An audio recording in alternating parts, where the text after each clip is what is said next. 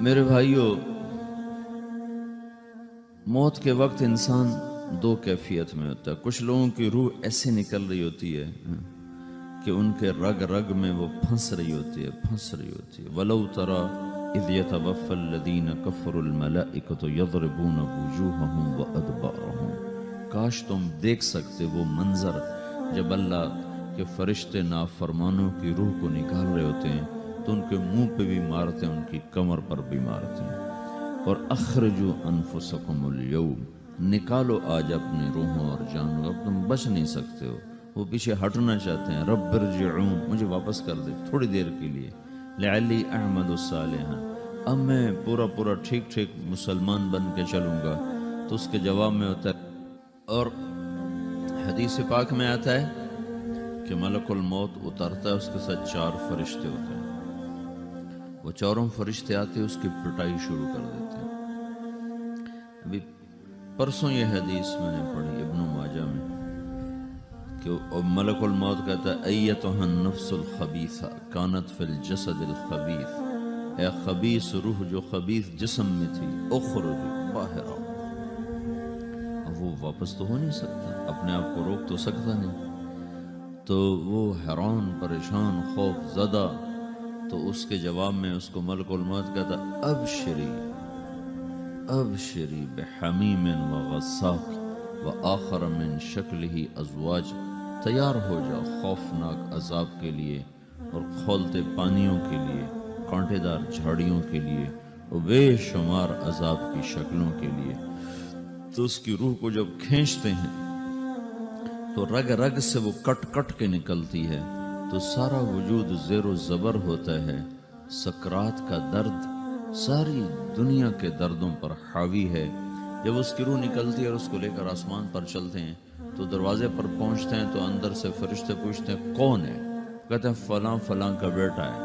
کہا نفس خبیثہ فی الجسد الخبیث، یہ تو وہی بدماش ہے جو بدماش جسم میں تھا، یہ وہ بدبخت روح ہے جو بدبخت جسم میں تھی، اس کے لیے آسمان کے دروازے نہیں کھل سکتے، اسے واپس کر دیا جائے۔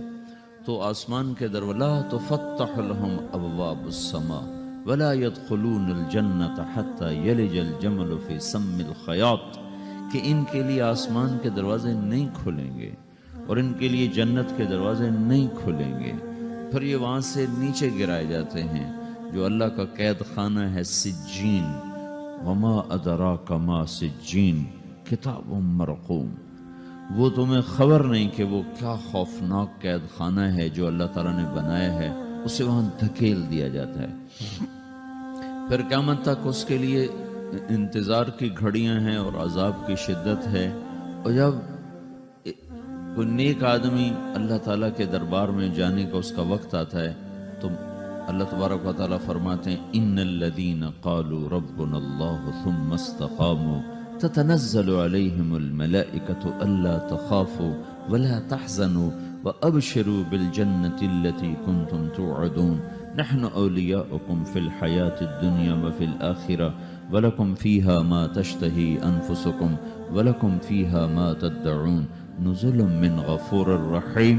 جب کوئی نیک مرد عورت کے جانے کا وقت آتا ہے تو اس کے لیے بھی فرشتے آتے ہیں اور آ کر اس کو خوشخبری دیتے ہیں اور آ کر اس کو تسلی دیتے ہیں کہ آپ غم نہ کریں، پیچھے والے بھی آپ کو مل جائیں گے، آپ خوف نہ کریں، آگے ساری منزلیں آپ کے لیے آسان ہیں، آپ کے لیے جنت بھی تیار ہے، رب بھی مہربان ہے۔ اور حدیث پاک میں آتا ہے کہ ملک الموت اور 4 فرشتے آتے ہیں، وہ 4 فرشتے اس کو سہلاتے ہیں، دباتے ہیں کہ موت کا درد اسے محسوس نہ ہو۔ اور ملک الموت فرماتے ہیں ایتھا النفس الحمیدہ کانت فی الجسد الحمید اخرجی، اے نیک روح جو نیک جسم میں تھی باہر آؤ۔ کیا کرو؟ وابشری بروح وریحان ورب راض عنک غیر غضبان، آپ کو بشارت ہو آپ کے لیے جنت تیار ہو چکی ہے اور وہاں کی ساری نعمتیں آپ کے لیے میسر ہو چکی ہیں اور اللہ آپ پہ راضی ہو چکا ہے اور اللہ آپ پہ خوش ہو چکا ہے۔ اس پر اس کی روح کو نکالا جاتا ہے، پھر سارے فرشتے اس کو استقبال کے ساتھ جب آسمان پر لے جاتے ہیں تو اندر سے پوچھتے ہیں کون ہے؟ کہ فلاں فلاں کا بیٹا، فلاں فلاں کی بیٹی۔ کہتے ہیں نفس حمیدہ فی جسد حمید، یہ تو نیک روح تھی جو نیک جسم میں تھی، مرحباً بہی، اس کو ہم سب استقبال کس کا کرتے ہیں، اور ایک دم آسمان کے دروازے کھلتے ہیں، پھر وہ پہلا، دوسرا، تیسرا، چوتھا سارے آسمان پار کرتا ہوا اللہ پاک کے عرش کے نیچے کے جا کر، مرد ہے یا عورت، وہاں جا کر سجدے میں سر رکھتا ہے، اور اللہ تعالیٰ فرماتے ہیں ہاں اس نے ہمیں خوش کیا، ہم اسے خوش کریں گے، اور اس کو عافیت کے ساتھ وہاں آسمان میں، پہلے آسمان سے لے کر اللہ کے عرش تک یہ سب ویٹنگ روم بنے ہوئے، جہاں اللہ اپنے اپنے درجات کے مطابق جنت والوں کو ٹھہراتا ہے، اور وہ انتظار گاہ ہے، اور وقت ختم ہو جاتا ہے، لہٰذا انتظار کی جو تکلیف ہے وہ بھی ختم ہو جاتی ہے، وقت ختم تو انتظار کا احساس ختم، اور ٹائم کے گزرنے کا احساس ختم۔ تو جیسے اصحاب کہف کو اللہ نے غار میں داخل کر کے تو غار کے اندر سے وقت کو نکال کے باہر پھینک دیا، باہر 300 سال گزرے، اندر آدھا ہی دن گزرا تھا۔ وہ جب اٹھے ہیں تو وہ 25 برس کا نوجوان 325 سال کا ہو کے نہیں اٹھا، وہ 25 سال کی عمر میں اٹھا ہے، نہ ناخن بڑا ہے، نہ مونچھیں بڑی ہیں، نہ ان کی داڑیاں لمبی ہوئی ہیں، چونکہ تو زندہ تھے، مر نہیں گئے تھے، تو زندہ کے تو بال بھی بڑھتے ہیں، ناخن بھی بڑھتے ہیں، لیکن وہ اس طرح اٹھے کہ 300 برس گزر گئے، اور 25 برس کا نوجوان 25 سال کی عمر میں اٹھا ہے، 20 برس کا 20 برس کی عمر میں اٹھا ہے، اور وہ کہنے لگے کم لبثنا، بھئی کتنا ٹھہرے ہیں، کہ یومن او بعد یومن، لگتا ہے کوئی دن، آدھا دن ٹھہرے ہیں۔ وہ صحیح کہہ رہے تھے، باہر اللہ تعالیٰ نے وقت کی گھڑی کو چلائے رکھا، اور اندر غار میں اس کو سوئچ آف کر دیا، نکال دیا، کہ یہاں وقت کو داخل نہیں ہونے دیا، تو وقت کے گزرنے سے جو بھی اثرات مرتب ہوتے ہیں وہ ان پر مرتب نہیں ہوئے، تو وہ 20 آدھے ہی دن کے بعد اٹھے ہیں، باہر 300 سال، اندر آدھا دن۔ یہی کچھ اللہ تبارک و تعالیٰ برزخ میں کر دیتا ہے، وقت کو ختم کر دیتا ہے، گزرنے کا احساس نہیں ہوتا ہے۔ تو اس طرح میرے عزیزو، یہ دو موتیں ہر انسان دیکھتا ہے، یا وہ جنت کے فرشتوں کا استقبال دیکھتا ہے، یا جہنم کے فرشتوں کی مار اور پٹائی کو سہتا ہے۔ رابعہ بصری رحمۃ اللہ علیہ کا انتقال ہونے لگا تو انہوں نے رات کو فوت ہوئی، تو انہوں نے اپنی خادمہ کو بلا کے فرمایا کہ کسی کو بتانا نہیں، جب میں مر جاؤں تو پڑوس میں 2-4 کو بلا کر نا میرا جنازہ پڑھوا دینا، اور جس کرتے میں تہجد پڑھتی تھی وہی میرا کفن بنا دینا، اور صبح بے شک لوگوں کو بتا دینا، میرے مرنے کے بعد میری میت کو رکھنا نہیں، فوراً دبا دینا۔ جب ان کا انتقال ہوا تو انہوں نے پڑوس کے 2-4-10-20 آدمی بلائے، اور ان کو تدفین، تجہیز سب کچھ ہو گئی، صبح شور مچا کہ وہ رابعہ بصری کا انتقال ہو گیا۔ تو اگلے دن وہ خواب میں اس خادمہ کو ملی اور کہا بیٹی تیری بڑی مہربانی، تو نے میری وصیت کے مطابق عمل کیا۔ اس نے دیکھا کہ انہوں نے ایک خوبصورت سبز لباس پہنا ہوا ہے، تو وہ فرمانے لگی، انہوں نے سوال کیا کہ آپ کے ساتھ قبر میں کیا ہوا؟ تو وہ کہنے لگی کہ میرے پاس منکر نکیر آئے تھے اور مجھ سے کہنے لگے من رب کی، تیرا رب کون ہے؟ تو میں نے کہا سبحان اللہ، 40 برس جس کو میں نہ بھلا سکی اس کو 4 ہاتھ زمین میں آ کے میں بھول جاؤں گی۔ ان کا 42 برس کی عمر میں انتقال ہوا تھا۔ تو وہ کہنے لگے سبحان اللہ، جس کو میں 40 برس نہ بھولا سکی میں اسے 4 ہاتھ زمین کے اندر آ کے بھول جاؤں گی۔ تو منکر نکیر کہنے لگے اس کا کیا حساب لینا؟ پھر انہوں نے پوچھا کہ وہ آپ کا وہ کرتا کہاں گیا تہجد والا جس میں آپ کو کفن دیا تھا؟ کہا وہ اللہ نے مجھ سے لے لیا ہے اور میرے اعمال کے خزانے میں رکھ دیا ہے، قیامت کے دن میرا وہ کرتا بھی میرے ترازو میں تولا جائے گا، اور مجھے یہ لباس پہنایا ہے جو جنت کا لباس ہے۔ یہ بھی ایک موت ہے۔ اس طرح بھی لوگ مرتے ہیں۔ اور دوسری بھی ایک موت ہے، ہمارے علاقے کی بتا رہا ہوں، اپنے علاقے کی۔ ایک زمیندار مر گیا، اس کی قبر کھودی، ساری بچھوؤں سے بھری ہوئی، ایسے جیسے چیونٹیاں پھر رہی تھی، تو انہیں وہ بند کر کے دوسری کھودی، ساری بچھوؤں سے بھری ہوئی، پھر وہ بند کر کے تیسری کھودی، ساری بچھوؤں سے بھری ہوئی۔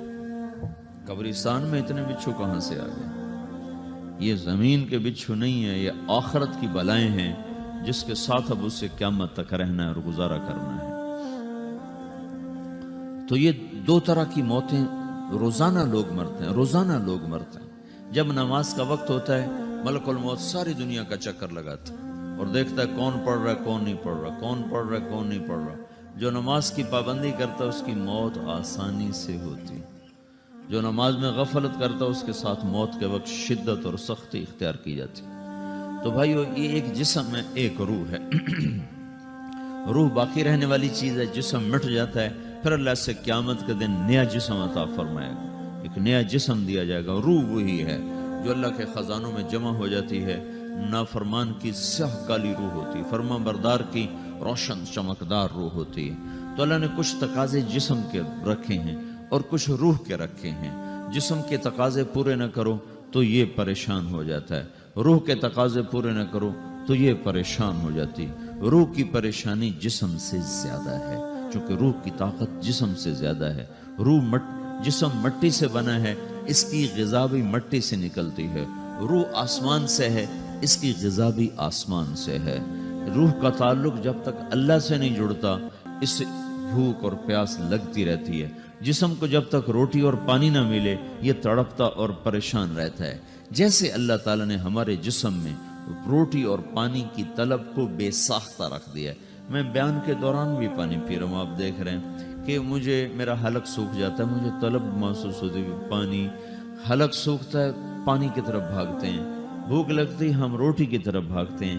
یہ ایک ایسا اندر میں آٹومیٹک سسٹم ہے کہ ہم اس کو آف نہیں کر سکتے۔ یہ سوتے سوتے بھی بھوک کی وجہ سے آنکھ کھل جاتی، سوتے سوتے پیاس کی وجہ سے آنکھ کھل جاتی ہے۔ یہ ایسا خود اللہ تعالیٰ نے ساختہ نظام بنایا ہے کہ آپ اپنے جسم میں روٹی اور پانی کی طلب کو نہیں نکال سکتے۔ میرے عزیزو، ٹھیک اسی طرح اللہ نے انسانی روح میں اپنی طلب رکھ دی ہے اور اپنے رسول کی طلب رکھ دی ہے۔ یہ دو طلب ایسی ہیں کہ یہ آپ کے جسم روح سے نکل نہیں سکتی۔ جیسے بھوکا روٹی نہ کھا لے، پیاسا پانی نہ پی لے، اسے چین نہیں آ سکتا۔ وہ روح جو اللہ اور اس کے رسول سے نہ آشنا ہے، جب تک وہ وہاں تک پہنچ نہیں جاتی اسے چین نہیں آ سکتا، اس کا اندر پریشان رہے گا۔ 1997 میں جب جنید جمشید سے میری پہلی ملاقات ہوئی تو اس نے مجھ سے یہ سوال کیا کہ مولوی صاحب، ایک پاکستانی نوجوان جس گلیمر کو خوابوں میں دیکھتا ہے، وہ گلیمر تو مجھے زندگی میں ویسے ہی حاصل ہے، میرے چاروں طرف زندگی کا رقص ہے اور میری زندگی کی ہر خواہش، ہر تمنا پوری ہے، اس کے باوجود میرے اندر اندھیرا ہے، میرے اندر خلا ہے۔ مجھے لگتا ہے میں وہ کشتی ہوں جس کا کوئی ساحل نہیں، جس کی کوئی سمت نہیں۔ www.dasquran.com۔ ایسا نہیں ہونا چاہیے۔ ایک عام لڑکا تو کہتا ہے ہائے کاش یہ ہوتا، اس کو وہ نہیں ہو رہا تو پھر وہ پریشان ہے، ہائے یہ ہوتا، ہائے وہ ہوتا۔ تو میں تو ہائے نہیں کرتا ہوں، میری تو ہر لذت اور خواہش میرے سامنے تشتری میں سجا کے پیش کی جا رہی۔ میں کیوں ایسا کر رہا ہوں؟ میں ہائے ہائے کیوں کر رہا ہوں؟ میرا اندر ویران کیوں ہے؟ میرے اندر میں خلا کیوں ہے؟ یہ وہی خلا ہے کہ وہ روح کی پیاس کو شراب میں بجھانا چاہتا ہے، وہ روح کی پیاس کو لڑکی میں بجھانا چاہتا ہے، وہ روح کی پیاس کو موسیقی سے بجھانا چاہتا ہے، وہ روح کی پیاس کو دنیا کی رعنائیوں میں 5 سٹار ہوٹلوں سے بجھانا چاہتا ہے۔ روح کیا جانے روٹی کیا ہے، شراب کیا ہے، پانی کیا ہے، عورت کیا ہے، موسیقی کیا ہے، گھنگرو کیا ہے، پائل کیا ہے، چھنکار کیا ہے، روح کو ان چیزوں کی کیا خبر؟ امریکہ میں ہماری ایک جماعت تھی تو 4 لڑکے 2 لڑکیاں، 4 لڑکیاں 2 لڑکے مسلمان ہیں۔ تو ایک لڑکے کا نام رکھا تھا ابراہیم، اور اس کو جب پڑھایا نا کلمہ، انہوں نے کہا ہائے، انہوں نے کہا ہائے، اور دونوں ہاتھ یہاں رکھے سینے پر، دل پر، کہا ہائے۔ تو ہمارے ساتھی ہیں ڈاکٹر اختر، وہ کہنے لگا کیا ہوا کیا ہوا؟ کہنے لگا جب سے ہوش سنبھالا یہ جگہ خالی تھی، یہ تیرے کلمہ پڑھانے پر بھر گئی ہے کہ میری خوشی سے ہائے نکل گئی۔ یہ جگہ خالی رہے گی، یہاں شراب نہیں پہنچ سکتی، یہاں نغمہ اور موسیقی نہیں پہنچ سکتے، یہاں تالے لگے ہوئے ہیں، یہاں تک کوئی آواز نہیں جا سکتی۔ دل کے تاروں پر ایک ہی نغمہ چھڑ سکتا ہے اور وہ اللہ کی یاد کا ہے اور اللہ کی محبت کا ہے اور اللہ کے رسول کی محبت کا ہے۔ باقی کوئی مضراب ایسا نہیں جو ان تاروں کو چھیڑ سکے، باقی کوئی چیز آواز ایسی نہیں جو دل کی دنیا پر جا کر دستک دے سکے۔ یہاں بند دروازے ہیں، یہاں صرف اللہ پہنچے گا، اللہ کے رسول کا تعلق پہنچے گا، باقی کوئی چیز یہاں نہیں جا سکتی۔